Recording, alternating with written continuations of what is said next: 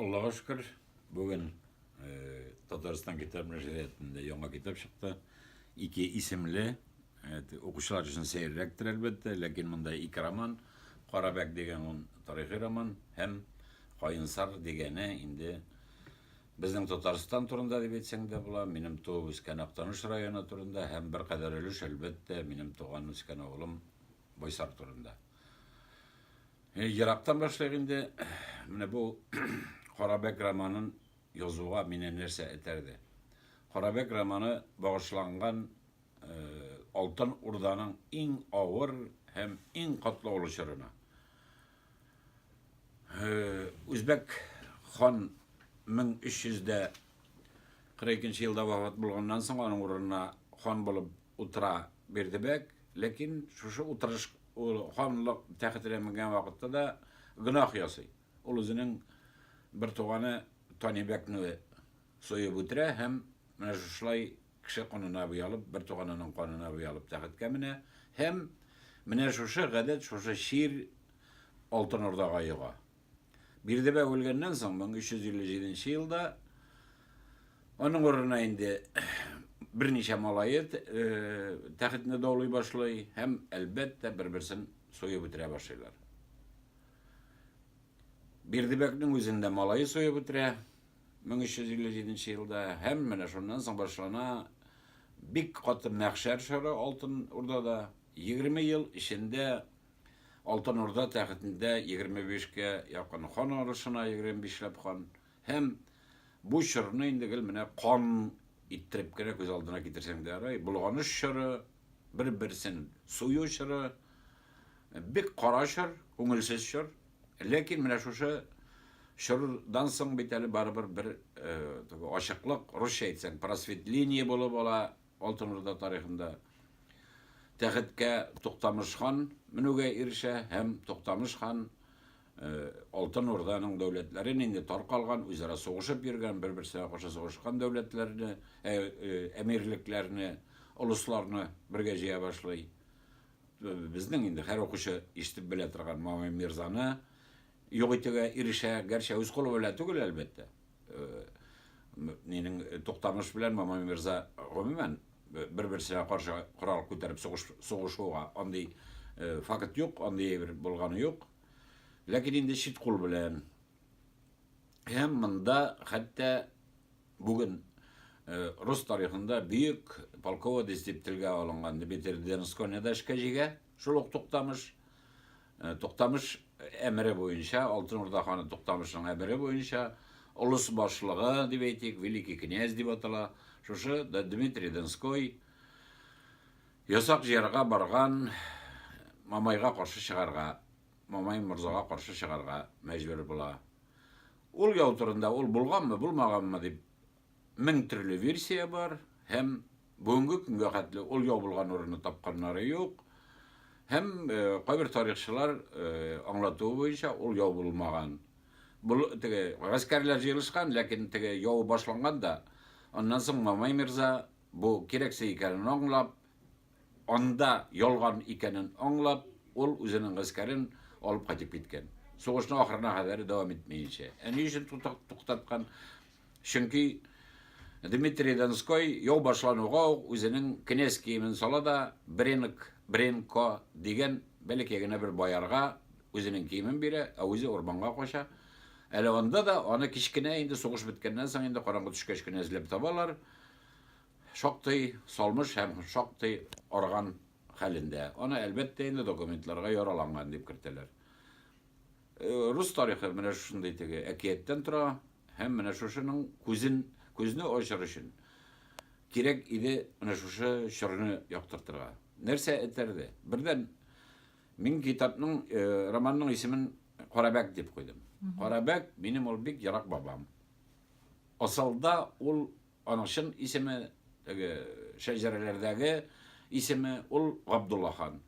Ol 1361 yılda, 1367 yılda iki tapqır Altın Orda təxtine oturuğa erişe, Mamay Mirza yardımı bile. Lakin ikisinde de Mamay Mirza'nı alıştıra. Çünkü özünüz bilesiz tarihten Mamay Mirza özüne kim kolay, kim onun icrana küyüne biyi, Кем аңа буйсына, шулардан гына куйган, һәм әгәрдә әз генә хан башбаштаклык күрсәтсә, Мирзаны арткарак итә башласа, аңа буйсынмай башласа, Мамай Мирза үзенең гаскәре белән шунда аны тәхеттән алыштыра торган булган. Менә Габдулла хан да шулай итеп 2 тапкыр булып ала. Һәм шундый бер миссиясе бар Габдулла ханның безнең төбәк өчен ни өчен кадерле. 1380 елда Алтын Урда тәхетенә инде ныклап урнашкач, Токтамыш хан моны үз янына чакырып ала. Габдулла хан ул вакытта Кырымда яши. Үзенең гаскәр калдык гаскәре белән инде, отряды белән дип әйтик. Туганнары белән, хатыннары белән, балалары белән. Һәм шунда Токтамыш моңа фәрман бирә, приказ бирә. Бар, Болгар, элекке Болгар дәүләте бик ташланды, хәлгә килде, таушалды. Аларның урыс ошкойлары килеп бик күп таладылар. Чөнки 1377 елда гына да бик кытышкыч талап китәләр. Урыс ошкойниклары безнең биләрне дә, Болгарны да, бөтенләй яр буйларын, кашаган шәһәрләрен барсында. Һәм менә шуннан бар ди, шушылык бар, ике арада Рус дәүләте дип әйтик, Рус дәүләте түгел инде ул вакытта, ялгыш. Рус князьлеге белән ике арада менә син буфер булып торасың. Шуңа күрә Болгар дәүләтен, элеккеге Болгар дәүләтенә кабастырга, ныгытырга, крепостлар төзергә кирәк, бар дип. Һәм моңа рөхсәт бирә, үзенең кул астына күпме кешене җыя ала, Кырымнан башлап. Шул кадәр кешене җыеп Болгар җиренә алып килергә. Һәм шушыннан Кырым җирлегендә иң беренче башлап ул Гәрәй кабиләсен җыя үзенең кул астына. Аннан соң Кавказ итәгеннән халыкларын җыя, Идел буйлап, Сакмар буйлап, әтисе яшәгән Актүбә шәһәре, хәзерге Оренбург янәшәсендә, яки Оренбург дип әйтсәк тә була, Сакмар буеннан, менә шушыннан безнең татарларны җыеп, элеккечә бүгенгечә карарга кирәкми, бүгенгечә Кырым ханы дип бүлү, Кырым татары, Әстерхан татары, Сибир татары, фәлән татары дигән бүлү юк, фәкать татар гына. Алар өчен кайсы территорияда яшәсә дә, кайсы улуста, өлкәдә яшәсә дә, алар бер генә исем йөртә татар, һәм шуңа күрә ул Кырымнан алып китә икән, яки Идел буеннан, яки Сакмардан алып китә икән, монда Әстерхан татары, яки Кырым татары дип карарга ярамый, бүгенге күзлекне читкә куярга кирәк. Һәм шулай итеп ул татарларны җыеп алып килә. Ул шаккатмалы хәл, 17,000 арбага тиеп алып килә. 17,000 арба. Тарихчылар һәр вакыт исәпли, бер арба яки бер тирмә ул 20,000 кеше дип. 20 кеше дип. Бер гаилә 20 кеше дип читлиләр. Чөнки ул вакытта балаларны күп тапканнар. Һәр гаиләдә 10 бала ул теге көндәлеге бер булган, гадәт булган. Шуңа мин ул 20-гә тапкырлау ягында түгел, һич югы 10-га гына тапкырласаң да искиткеч сан килеп чыга 170,000 кеше. Әле 10-га гына тапкырласаң да. Ләкин инде алай дип тә уйланам, чөнки күчеш вакытында кеше арбага сугыш коралларында, шулык шебиләрне дә, ястыкларны да, яңа гына бәби табарга теге җыенган яшь хатыннарны да утырта, яшь сабыйларны да утырта, бишектә төйисе бар, казаннар, чүлбәкләр дә төйисе бар, шуңа күрә киметәбез бу санны. Ләкин шулай итеп алып килә Гәрәй кабиләсе, нигездә Гәрәй кабиләсе һәм Гәрәй кабиләсе килеп урнаша Ак белән Сөн елгасы ортасына.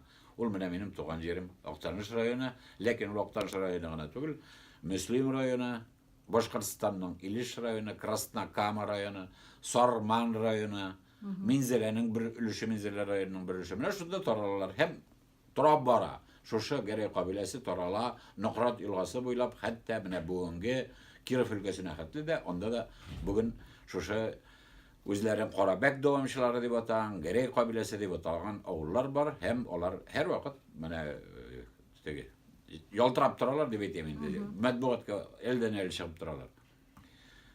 Тагын бер сәбәбе бар. Ни өчен мин моны ошач рәвештәрәк яздым? Карабәк турында. Шушы предводитель алып килгән кеше, юлбашчы, шушы Габдулла хан Карабәк, аның кушаматы.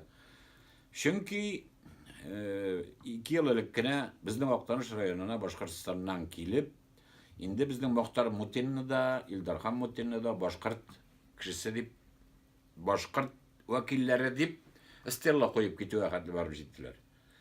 Һәм инде бер ул әгәр дә тарихны яки әдәбиятта кызыксынган кеше булса, аны әзрәк шамалыйдыр. Алар инде Башкирское село, Мензелинское уезды дип, анда 220 авылны башкортлыкка иттереп, әйләндереп, шул исәптән минем туган авылым Байсарны да һәм бик күп инде. Аны санап бетереп булмый, мин 220 дип санын гына әйтәм. Şuna göre bular şiir diye eteyim indi. Şiirleri boyunca kadar indi kama boyuna kadar ol bizden şiirlerde dağvalaylar. Hem indi elbette Tatarlarına da özlerine koşup kıymakçılar. Başkırstan'da Tatarlarını başkırtlaştırı politikasını çek barğanı bugün yokta bulmagan her bir kişi için mağlum. Şuna men bu bir kadar cevap da. Şu benim roman. Min gerek kabilesi vakili. Eğer de İskişe karasak, min Kırım Tatarının balası bulup çıkam. Onu bulup çıkam. Lakin bit andi bulmagan. Bu ekiyetini bit taşlamak gerek. Tatar bir güne bulgan. Bütün jir şarı boylap Tatar bir bulgan. Min koyda yaşayıma karamastan. Min şuluk Tatar vakili. Hem indi min cevabı şingine eytip koyayım. Hadır indi min boşkurtlarga bulay gana bir cevap berem. Onların tarihçileri bile elbette bakıska kirgen kişi min.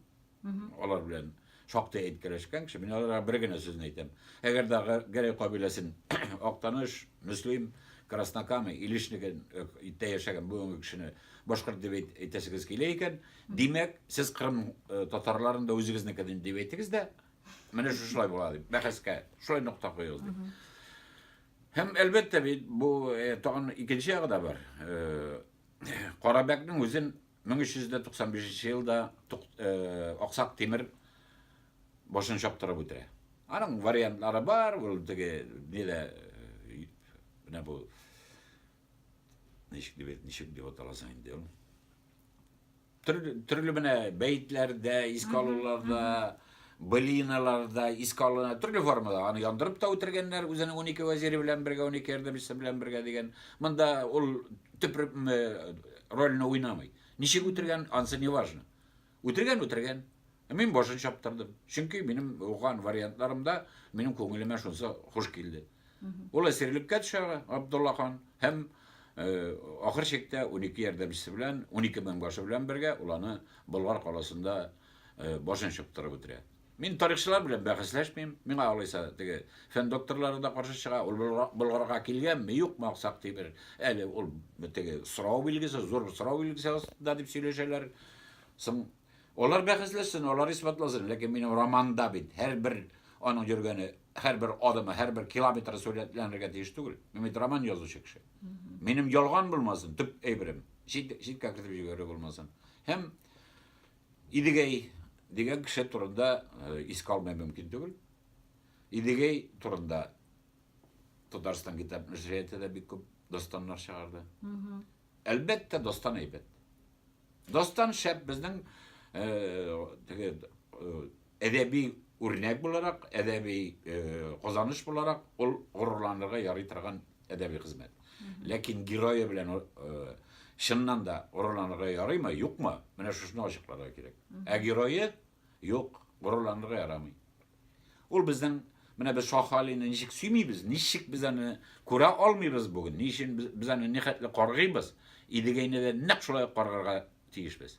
Çünkü Aksak Temir yanına koşup gidip, ol Aksak Temir'ini bizning Bulgar devletine üstüne de, Altın Orda devleti üstüne de asker bilen kilerge öğütlegen, kuturtkan hem ahır çekte onu alıp kelgen kişi. 250 bin asker bilen kile Aksak Temir hem 2 tapkır yavda bizning Irak babaylar uttura. 1391 yılda Kundurşa yılgası boyunda, İkincisi 1395 yılda Trek yılgası boyunda Kafkaz'daki yavda ikisinde de jеңilerler.